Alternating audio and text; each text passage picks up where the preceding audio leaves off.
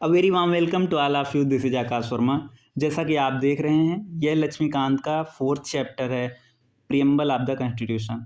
इससे पहले 3 चैप्टर्स को हमने अच्छे से कर लिया है। तो इससे पहले कि चैप्टर्स पर चलें, प्रियम्बल का बेसिक मीनिंग क्या होता है। प्रियम्बल ऑफ द कॉन्स्टिट्यूशन, इसका बेसिक मीनिंग होगा इंट्रोडक्शन टू द कॉन्स्टिट्यूशन।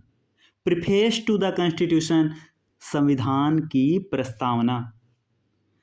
इसमें होता क्या है basically, it contains the summary or essence of the constitution. हमारे कॉन्स्टिट्यूशन का क्या इसेंस है, क्या समरी है, वो प्रियम्बल बताता है। एक एमिनेंट ज्यूरिस्ट हुए हैं इनके पालकीवाला साहब, N.A. पालकीवाला साहब। आप लोग याद कर लेंगे, पालकीवाला। तो N.A. पालकीवाला ने क्या कहा है, प्रियम्बल को कहा है, preamble is the identity card of the constitution. तो यूएस पहला एक ऐसा देश था, अमेरिका का कॉन्स्टिट्यूशन जब बनता है तो ये पहला कॉन्स्टिट्यूशन होता है जो कि प्रियम्बल से शुरू होता है। इसके बाद अलग अलग देशों ने इस प्रैक्टिस को फॉलो किया और आज बहुत सारे देश के कॉन्स्टिट्यूशन ऐसे हैं जो प्रियम्बल से शुरू होते हैं। तो जैसा कि अभी हमने बताया ना कि प्रियम्बल का मतलब होता है introduction to the constitution, preface to the constitution, it contains the summary or essence of the constitution. Palkhivala साहब हैं, वो प्रियम्बल को कहते हैं कि आइडेंटिटी कार्ड है कॉन्स्टिट्यूशन का। हमारा जो कॉन्स्टिट्यूशन है वो ऑब्जेक्टिव रिजोल्यूशन पर बेस्ड है। ऑब्जेक्टिव रिजोल्यूशन को ड्राफ्ट किसने करा था, पंडित जवाहरलाल नेहरू ने हमारे कॉन्स्टिट्यूशन को ड्राफ्ट किया था। और पंडित नेहरू ने ऑब्जेक्टिव रिजोल्यूशन को कॉन्स्टिट्यूएंट असेंबली में कब मूव किया, इट इज मूव्ड ऑन 13 दिसंबर 1946। और इसको अपनाया कब गया, 22 जनवरी 1947। 13 दिसंबर 1946 को जवाहरलाल नेहरू ने कॉन्स्टिट्यूएंट असेंबली में ऑब्जेक्टिव रिजोल्यूशन को मूव किया और it is adopted by the constituent assembly on 22 जनवरी 1947। और आपको पता ही होगा कि हमारे प्रियम्बल को सिर्फ एक बार अमेंड किया गया है।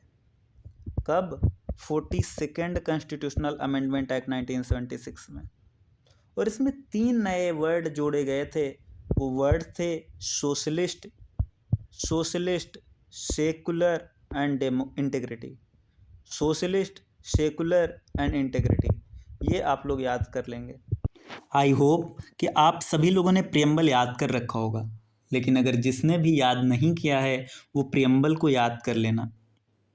यहाँ तक कि आपके इंटरव्यू में भी वो पूछ सकते हैं कि प्रियम्बल आप सुनाइए।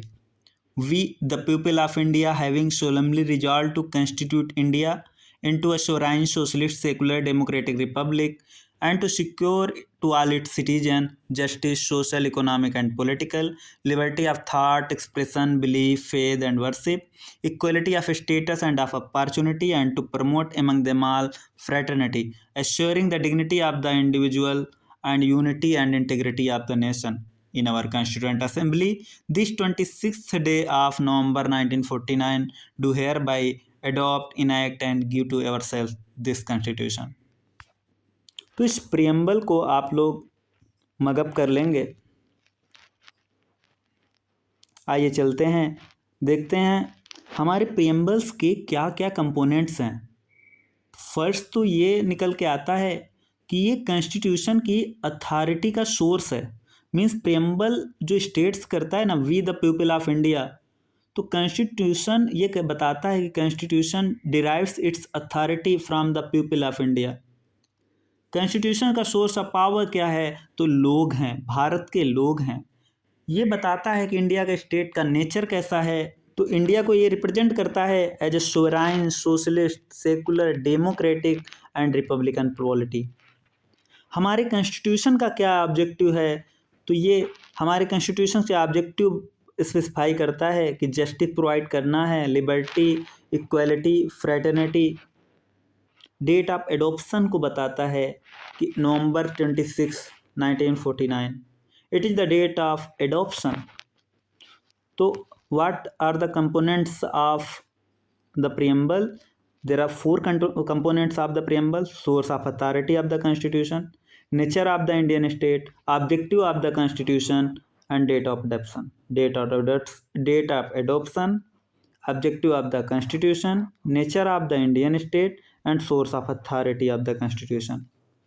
हमारे प्रियम्बल में जो कीवर्ड्स मेंशन है ना, आइए उनको वन बाय वन हम लोग डिस्कस करते हैं। तो जो फर्स्ट कीवर्ड आता है ना, कैसे आप लोग याद रखेंगे क्या क्या कीवर्ड हैं? सोराइन, सोशलिस्ट, सेकुलर, डेमोक्रेटिक, रिपब्लिक।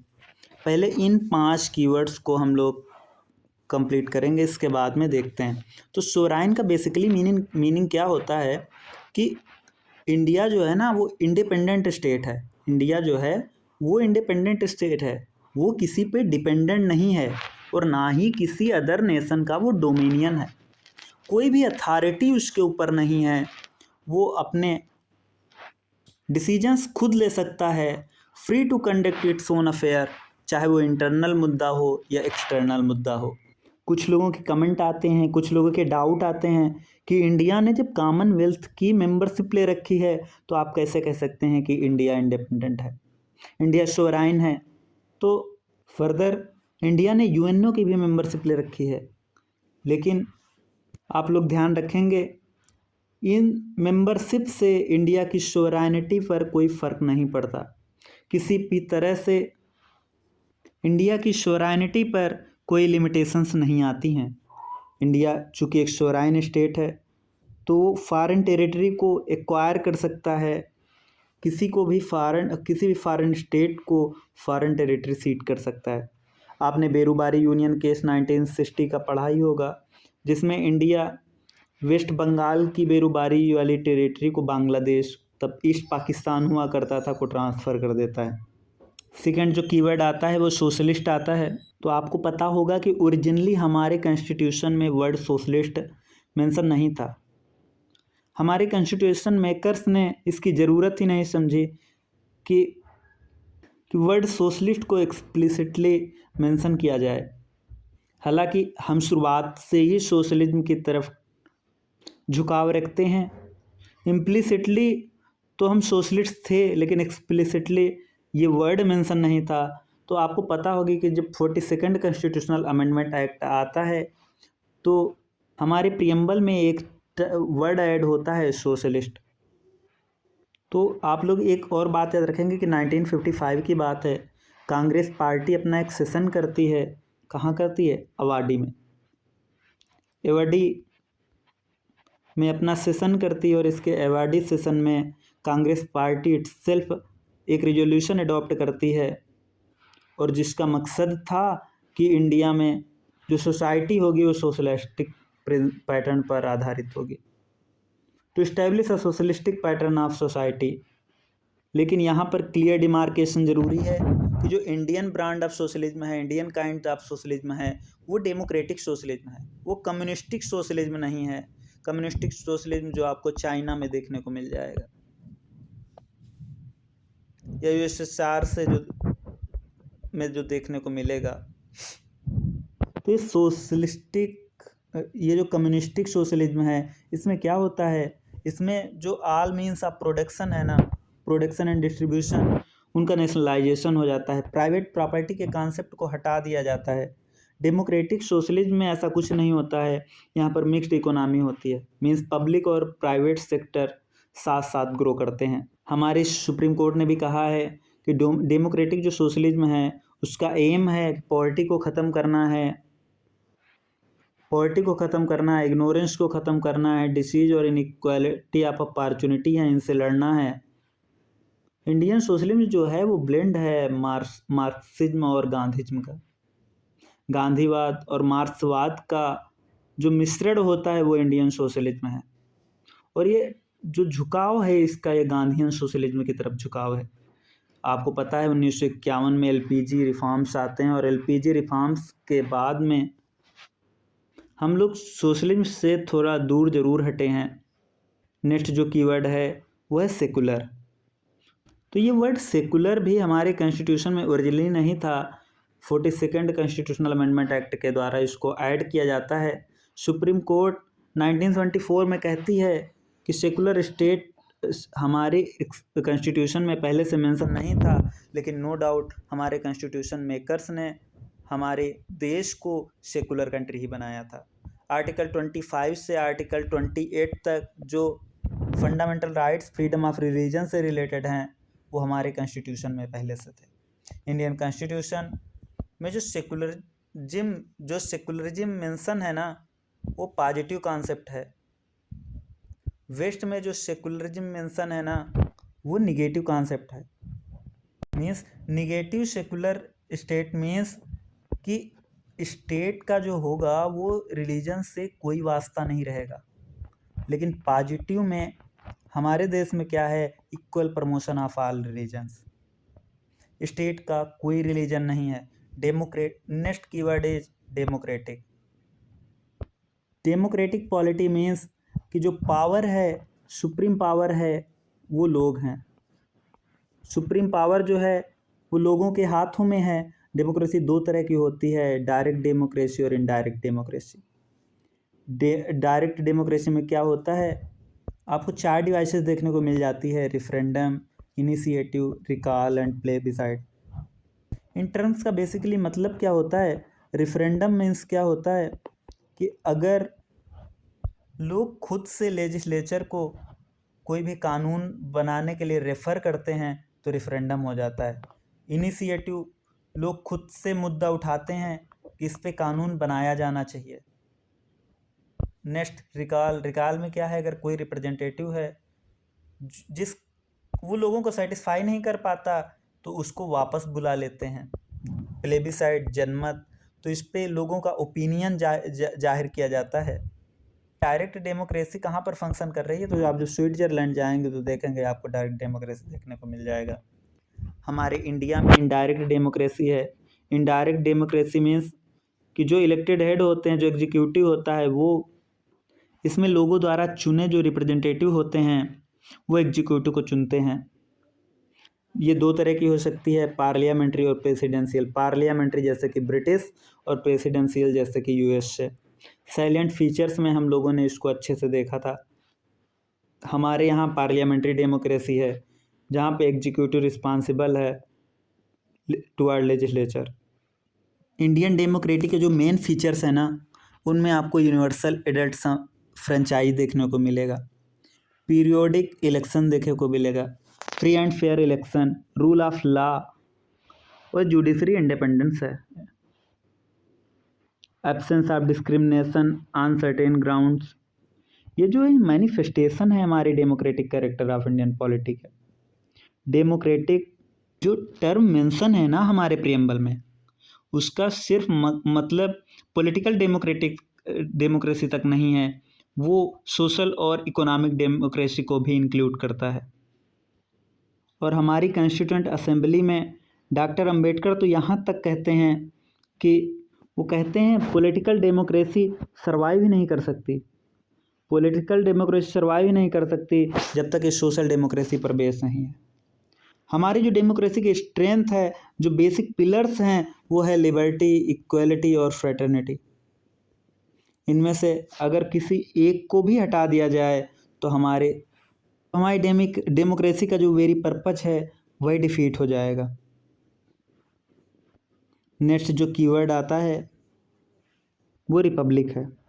इससे पहले कि रिपब्लिक को हम लोग देखें, 1997 में सुप्रीम कोर्ट की एक रूलिंग आती है, उसमें सुप्रीम कोर्ट ये स्पेसिफाई करती है कि the constitution envisions to establish an egalitarian social order rendering to every citizen social, economic and political justice in social and economic democracy of the Bharat republic. Republic का means क्या होता है, Republic 2 तरह से क्लासीफाई किया जा सकता है, monarchical and Republic. Sorry, democratic polity 2 तरह से क्लासीफाई की जा सकती है, मोनार्की और रिपब्लिक। मोनार्की में क्या होता है, हेड ऑफ स्टेट जो होता है वो रानी या राजा होता है और उसके बाद में उसका बेटा। लेकिन इंडिया में जो है वो रिपब्लिक सिस्टम है जिसमें हेड जो होता है, हेड ऑफ द स्टेट जो होता है वो इलेक्टिव होता है, मीन्स जैसे कि प्रेसिडेंट। तो यहाँ पर लिखा है कि रिपब्लिक के दो और मतलब होते हैं। एक तो ये कि जो पॉलिटिकल सोवरेनिटी है ना वो लोगों में है, ना कि किसी सिंगल इंडिविजुअल में जैसे कि कोई राजा हो। दूसरा कि absence of any privilege class, कोई भी प्रिविलेज क्लास नहीं होगी, means all public offices being open to every citizen without any discrimination. Next जो कीवर्ड है वो है जस्टिस। तो अभी तक हम लोगों ने कितने कीवर्ड कर लिए हैं? सोराइन से socialist, secular, democratic and Republic. Next जो कीवर्ड है वो है जस्टिस। प्रियम्बल जो जस्टिस की बात करता है वो 3 तरह के जस्टिस की बात करता है, social justice, economic justice and political justice. और ये जो सोशल जस्टिस है ना, ये डिनोट करता है कि जो सभी सिटीजन्स है ना, तो उनके साथ इक्वल ट्रीटमेंट किया जाए बिना किसी डिस्क्रिमिनेशन के, बिना किसी सोशल डिस्टिंक्शन जो कि caste, colour, race, religion, sex इन सब पर बेस्ड हो। Absence of privilege being extended to any particular section of the society and improvement in the condition of backward classes and women। Economic justice का मतलब यही होता है कि कोई भी डिस्क्रिमिनेशन ना हो between people on the basis of economic factor. और आपने एक शब्द सुना होगा ना, डिस्ट्रीब्यूटिव जस्टिस। तो डिस्ट्रीब्यूटिव जस्टिस में कौन कौन आता है? तो सोशल और इकोनॉमिक जस्टिस मिलके बनाती हैं डिस्ट्रीब्यूटिव जस्टिस। सोशल जस्टिस और इकोनॉमिक जस्टिस मिलके बनाती हैं डिस्ट्रीब्यूटिव जस्टिस। और पॉलिटिकल जस्टिस, जैसा कि आप सभी को पता है कि सभी सिटीजन्स को इक्वल पॉलिटिकल राइट्स मिले, equal right to vote, equal access to all political office और equal voice in the government. जो आइडियल्स है ना जस्टिस के, सोशल, इकोनॉमिक एंड पॉलिटिकल, ये रशियन रिवॉल्यूशन से लिए गए हैं, रशियन रिवॉल्यूशन ऑफ 1967। जो नेक्स्ट कीवर्ड आता है वो आता है लिबर्टी। लिबर्टी मीन्स क्या होता है? Absence of restraints on the activities of individual, और एट द सेम टाइम आप इंडिविजुअल पर्सनालिटीज के डेवलपमेंट के लिए अपॉर्चुनिटीज प्रोवाइड कर रहे हैं। और क्या क्या लिबर्टीज प्रोवाइड की गई हैं? तो liberty of thoughts, expression, belief, faith and worship. और इनके लिए विशेष प्रोविजंस किए गए हैं, फंडामेंटल राइट्स में प्रोवाइडेड हैं और इन्फोर्सिएबल है in court of law, means ये जस्टिसिएबल हैं। लिबर्टी का ये मतलब नहीं है कि आपको लाइसेंस मिल जा रहा है कि आप जो भी चाहें वो कर लें। आप पर कुछ लिमिटेशंस लगाई जाएंगी जो कि कॉन्स्टिट्यूशन में मेंशन है। तो इन ब्रीफ हम कह सकते हैं liberty conceived by the preamble और fundamental rights is not absolute but qualified.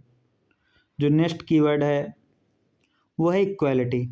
तो ये जो आइडियल्स है ना लिबर्टी, इक्वालिटी एंड फ्रेटर्निटी के, ये कहाँ से लिए गए हैं? फ्रेंच रिवॉल्यूशन से लिए गए हैं। एक नेक्स्ट कीवर्ड है इक्वालिटी। इक्वालिटी का मतलब क्या होता है? सिंपल सा कि कोई भी स्पेशल प्रिविलेज नहीं है किसी भी सेक्शन ऑफ सोसाइटी को, means absence of special privilege to any section of the society and provision of adequate opportunities for all individual without any discrimination। और इक्वलिटी किसमें किसमें दी गई है? Equality of status and opportunity. और ये 3 dimensions को cover करती है, सिविक, पॉलिटिकल एंड इकोनॉमिक। तो हमारे फंडामेंटल राइट्स में कुछ जो प्रोविजन मेंशन है वो सिविक इक्वालिटी को इंश्योर करते हैं, जैसे आर्टिकल 14 हो गया, means equality before the law. And article 15 prohibition of discrimination on the ground of religion, race, caste, sex और place of birth. Article 16 equality of opportunity in matters of public employment. Untouchability को abolish करना है और abolition of titles. ये जो equalities mention है ना, ये सिविक इक्वालिटी है। और हमारे कॉन्स्टिट्यूशन में 2 प्रोविजंस ऐसे हैं ना जो कि पॉलिटिकल इक्वालिटी अचीव करते हैं, जैसे कि first one, no person is to be declared ineligible for inclusion in electoral rolls on grounds of religion, race, caste और सेक्स। क्या है? रिलीजन, रेस, कास्ट और सेक्स। और ये आर्टिकल कौन सा है? आर्टिकल 325। और दूसरा क्या है? Elections to the Lok Sabha and state assemblies to be on the basis of adult suffrage, article 326। तो दो आर्टिकल हमारे कॉन्स्टिट्यूशन में ऐसे हैं जो कि पॉलिटिकल इक्वलिटी इंश्योर करते हैं। आर्टिकल 325 कि किसी को मनाही नहीं है इलेक्टोरल रोल में इंक्लूड होने से, किस किस बेसिस पे? रिलीजन, रेस, कास्ट और sex. 326 universal adult suffrage. Article 39 है जो डीपीएसपी है कि ना, secure to men and women equal right to an adequate means of livelihood and equal pay of equal work. ये इकोनॉमिक इक्वलिटी को ensure करता है। मीन्स आर्टिकल 39 क्या है कि adequate means of livelihood and equal pay for work, for equal work to man and woman both, means secure to men and women equal right to an adequate means of livelihood and equal pay for equal work। Fraternity का मतलब होता है भाईचारा। Article 51 में आप fundamental duties को भी देखते हैं, जिसमें से एक ड्यूटी है कि every citizen of India to promote harmony and spirit of common brotherhood amongst all the people of India, transcending religious, linguistic, regional or sectional diversities।